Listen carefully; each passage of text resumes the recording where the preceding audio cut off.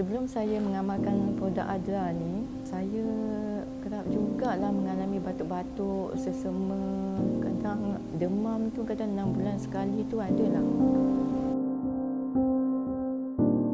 Saya Rozana binti Osman, tinggal di Keramat, Kuala Lumpur. Saya berumur 55 tahun, nak masuk 56 tahun ni.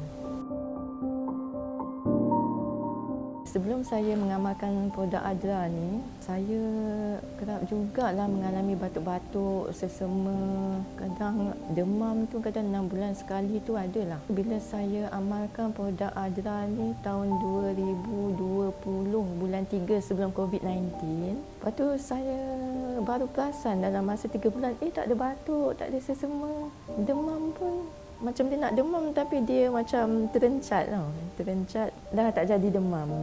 Lepas tu saya baru-baru ni ada sakit telinga. Saya pernah korek sampai berdarah tau. Bila saya pergi ke klinik, dia kata tisu-tisu dalam telinga saya tu dia macam ada rosak sikit. Saya cek telinga saya tu tahun 2020. Saya buat follow up tu setiap 3 bulan. Lepas tu dia cakap, macam mana boleh nampak macam dah okey cepatlah, dia cakap macam tu. Itu saya amalkan produk Adra. Tapi saya dapat kesan tu macam sembuh tu lebih cepat. Doktor pun macam terkejut, macam dah okey je, dia boleh check telinga saya untuk follow up kan.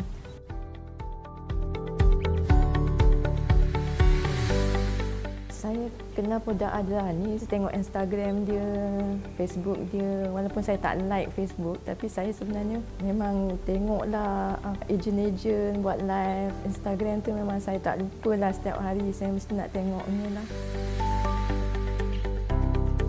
Saya rasa saya nak cuba, mungkin dah tergerak daripada Allah kan, Adra by Rosham ni. Sebab dia ada GMP practice kan dekat bahagian mana GMP practice kat kotak apa.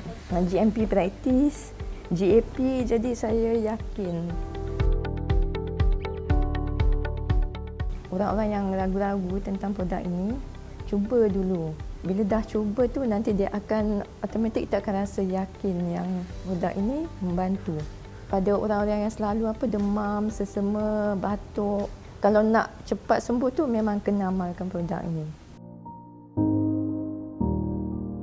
Harapan saya, demam, batuk, sesama tu dah tak ada lagi. Itulah harapan saya sehingga ke akhir hayat saya. Demam, batuk, sesama. Lepas tu yang telinga saya akan sembuh sepenuhnya.